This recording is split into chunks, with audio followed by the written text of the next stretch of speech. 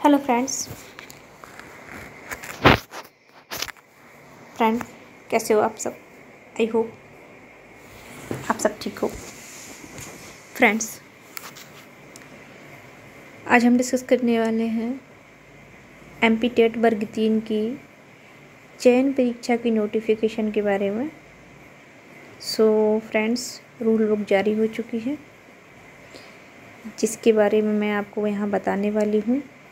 सारी dates, fees, उसके साथ पूरी एंटायर एग्ज़ाम का सिलेबस आपके साथ डिस्कस करने वाली हूँ।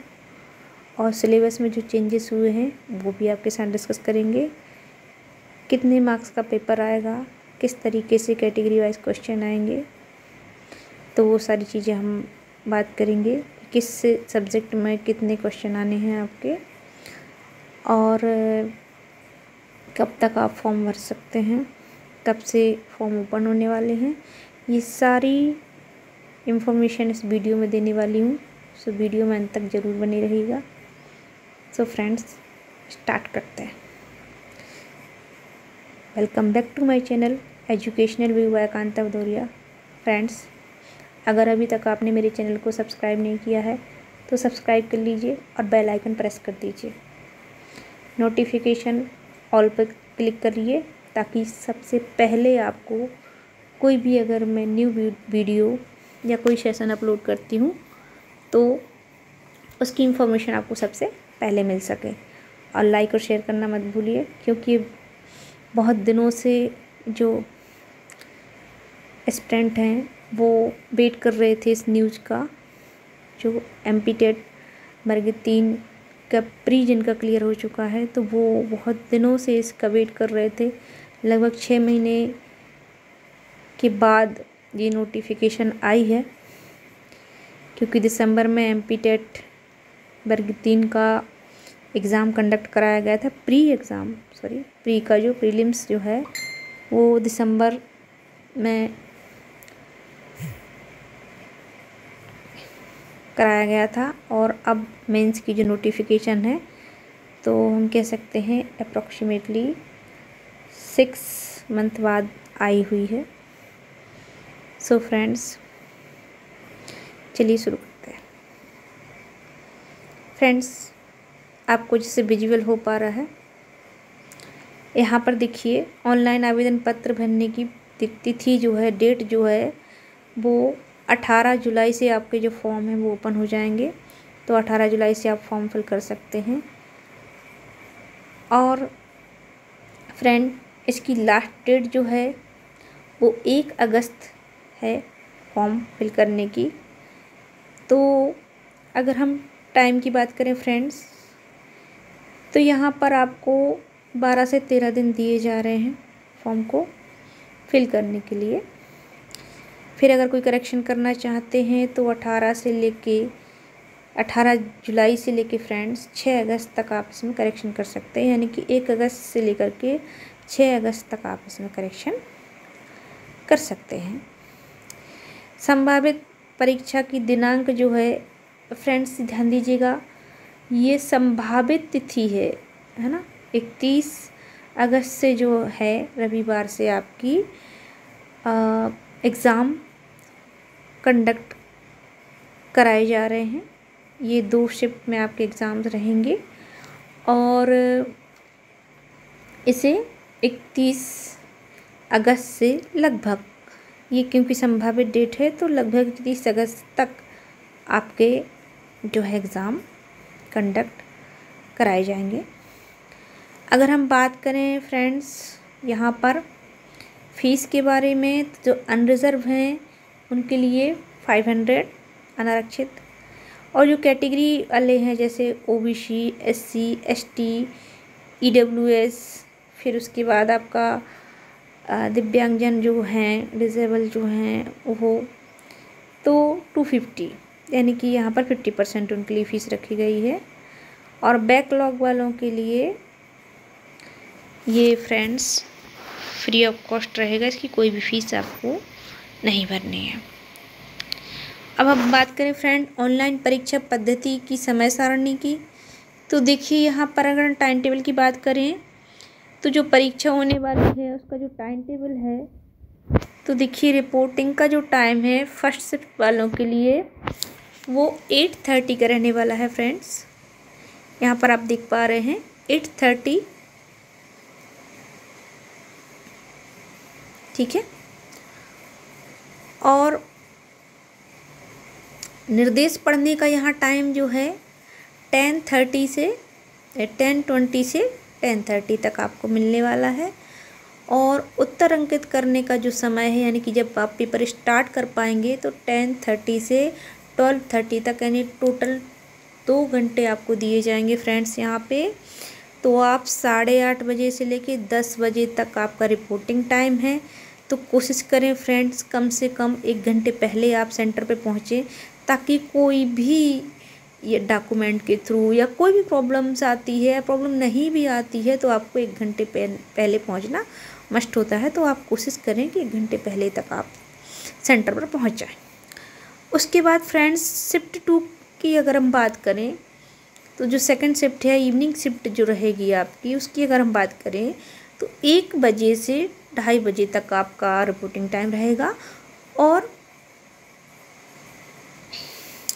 यहाँ पर 2:50 से लेकर 3 बजे तक, ठीक है फ्रेंड, 2:50 से लेकर 3 बजे तक आपको इंट्रोडक्शन पढ़ने के लिए टाइम दिया जाएगा। और 3 बजे से 5 बजे तक जो है आपका पेपर स्टार्ट हो जाएगा। तो ये रही आपकी पूरी प्रक्रिया जो कि पेपर की रहने वाली है। पूरी प्रोसेस हमने आपको बताई। अब हम अगर बात करें फ्रेंड्स, तो यहाँ पर हम सिलेबस की बात कर लेते हैं, ठीक है। बाकी आप पढ़ लीजिएगा, क्योंकि मैं अगर एक एक चीज़ आपको पढ़ के बताऊँगी तो बहुत वीडियो लंबा हो जाएगा। और आयु सीमा की बात करें तो आयु सीमा यहाँ अच्छी खासी दी हुई है आपको, आप देख सकते हैं। पुरुष जो आवेदक हैं UR के मेल कैटेगरी जो है 49 ईयर्स तक, 40 ईयर्स तक। और मध्य प्रदेश की जो महिला कोई भी हैं, ठीक है, तो उनको 45 ईयर तक। पुरुष महिला जो स्वशासी संस्थाएं में कर्मचारी या नगर सैनिक हैं उनको 45 है। पुरुष और महिला आरक्षित अगर वर्ग की हैं तो 45 है। मध्य प्रदेश के स्थानीय दिव्यांगजन के लिए 45 है, ठीक है फ्रेंड्स। यहाँ अतिथि शिक्षक के लिए और उम्र में थोड़ा रिलैक्सेशन दिया गया है, तो वो आप देख लीजिएगा। जो अतिथि शिक्षक रह चुके हैं उनके लिए है। और फ्रेंड्स एक बात ध्यान दीजिएगा कि इस फॉर्म को वही जो एस्पिरेंट हैं वही फिल कर पाएंगे जो प्रीलिम्स क्रैक कर चुके हैं, कि प्रीलिम्स में आपके न्यूनतम अंक आ चुके हैं। जो प्रीलिम्स क्वालिफाइड जिन्होंने कर दिया है, यानी प्रारंभिक परीक्षा जिन्होंने क्वालिफाई कर ली है, वही मेंस में एंटर हो सकते हैं। और फ्रेशर के लिए ये न्यूज़ नहीं है, फ्रेशर के लिए फिर से प्रीलिम्स देनी होगी। और अगर आप पहले प्रीलिम्स कभी क्रैक कर चुके हैं तब भी आप इसके लिए एलिजिबल हैं। यहाँ वेतन का स्केल दिया गया है, तो देखिए फ्रेंड 25,300 का आपका स्केल प्लस DA रहेगा। और अब रिक्त पदों की जानकारी दी गई है, तो फ्रेंड्स वो आप एक बार गो थ्रू कर लीजिएगा। अब हम चलते हैं सीधा आपके सिलेबस की तरफ। एग्ज़ाम पैटर्न भी हम यहाँ पर देखेंगे फ्रेंड्स। आइए चलते हैं।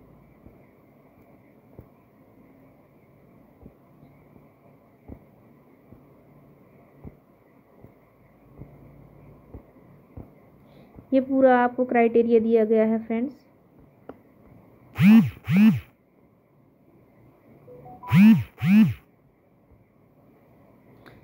आइए फ्रेंड्स अब हम बात करेंगे यहाँ पर पेपर की पैटर्न की।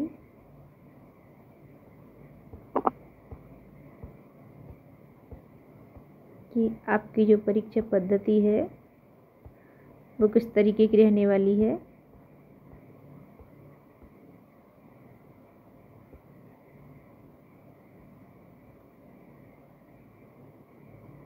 देखिए फ्रेंड्स, ये पूरे पेपर का पैटर्न है कि यहाँ पर देखिए सब्जेक्ट जो हैं कुछ चेंजेस किए गए हैं। तो फ्रेंड्स ईवीएस अब आपके सिलेबस में इंक्लूड नहीं है और सीडीपी भी हटा दी गई है।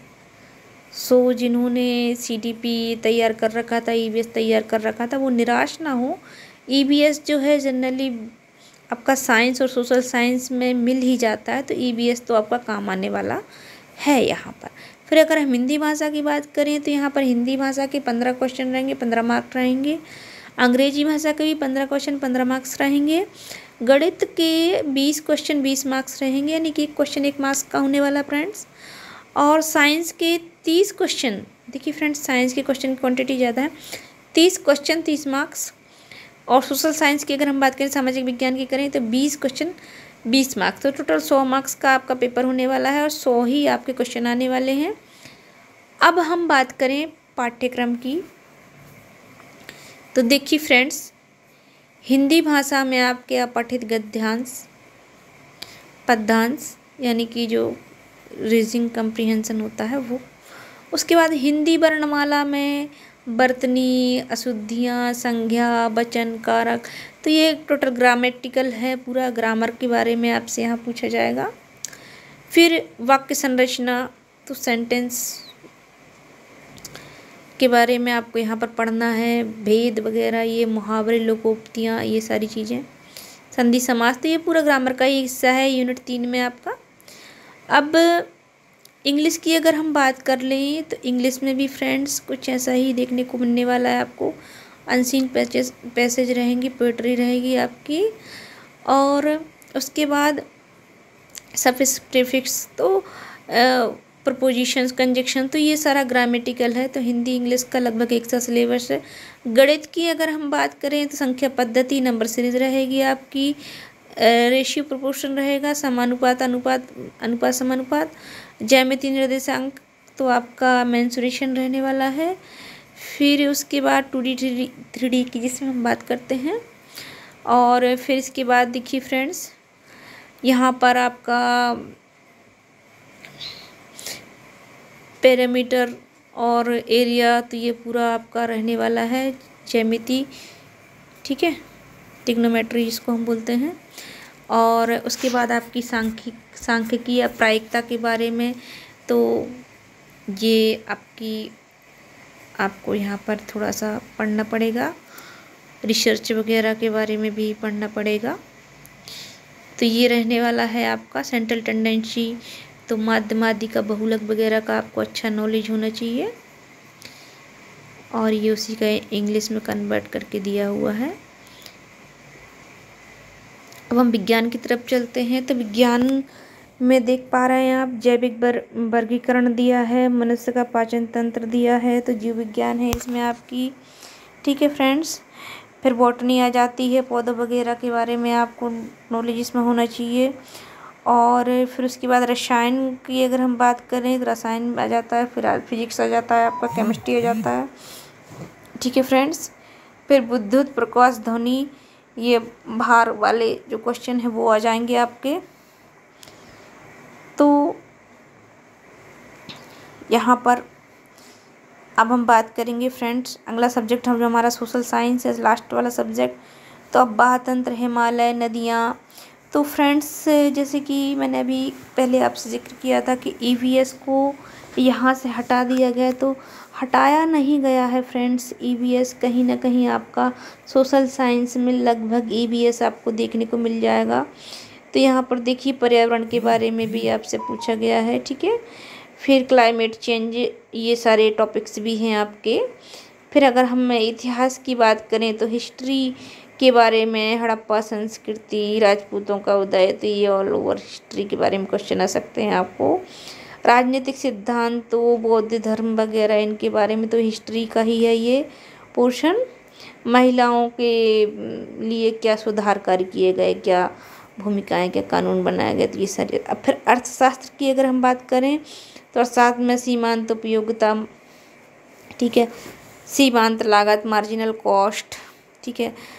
और फिर आपकी आ जाती है मांग पूर्ति, यानी प्राइस, डिमांड और प्राइस, तो ये सारी वस्तु विनिमय, ये सारी चीज़ें आपको पढ़नी पड़ेंगी इसमें। अंतर्राष्ट्रीय व्यापार में अगर BOP की हम बात करें, बैलेंस ऑफ पेमेंट, ठीक है फ्रेंड्स। फिर यहाँ पर 3 जो हमारे मुद्दे हैं, उदारीकरण, निजीकरण, वैश्वीकरण, तो इनके बारे में भी आपने डिटेल में 12th लेवल तक का इन्होंने यहाँ पर मेंशन किया हुआ है कि आपको जो है 12th लेवल तक का ही हम आपसे यहाँ पर पूछने वाले हैं, तो ये इन्होंने मेंशन किया हुआ है। तो फ्रेंड्स, ये ऑल ओवर सिलेबस है आपका पूरा MP टेट वर्ग 3 का, और ये नीचे आपका आवेदन का प्रारूप यहाँ पर दिया हुआ है, जिससे आपने फिल करना है। तो देखिए फ्रेंड्स, ये सारी जो इन्फॉर्मेशन थी MP टेट वर्ग 3 के चयन परीक्षा के रिगार्डिंग थी। सो फ्रेंड्स, आपको ये न्यूज़ कितनी यूज़फुल लगी मुझे कमेंट करके ज़रूर बताइएगा कमेंट बॉक्स में, और ज़ोरों शोरों से तैयारी शुरू कर दीजिए फ्रेंड्स। हमें मैक्स से मैक्स 60 डेज़ हमारे पास, 60 डेज़ नहीं कह सकते फ्रेंड्स अभी, क्योंकि 31 अगस्त से आपके एग्ज़ाम शुरू हो जाएंगे। तो अगर यहाँ पर हम देखें तो लगभग हमारे पास 50 डेज़ रह गए हैं, और इन 50 डेज़ में आप ऐसी स्ट्रेटजी तैयार कीजिए जिससे आप एग्ज़ाम की अच्छे से तैयारी कर पाएँ। और फ्रेंड्स, एक और यूज़फुल बात मैं आपके यहाँ पर बताने वाली हूँ, क्योंकि सिलेबस जो है 12th तक का आपको यहाँ पर रखा गया है, तो आप NCERT अगर रीड करें तो ये आपके लिए बेनिफिशियल है। जैसे साइंस और सोशल साइंस के लिए आप NCERT एप्लीकेशन आता है, हाँ बिल्कुल फ्री ऑफ कॉस्ट, उसमें PDF आप डाउनलोड कर सकते हैं, ऑनलाइन भी रीड कर सकते हैं, और मैंने इस पर एक डिटेल वीडियो भी बनाया हुआ है, तो आप वो देख लीजिएगा मेरे चैनल पर जाके। तो NCERT बुक का अगर आप रेगुलरली रीड करते हैं तो बहुत बेनिफिशियल होने वाला है आपके लिए। सो फ्रेंड्स, आज की वीडियो में इतना ही। Best of luck, thanks for watching.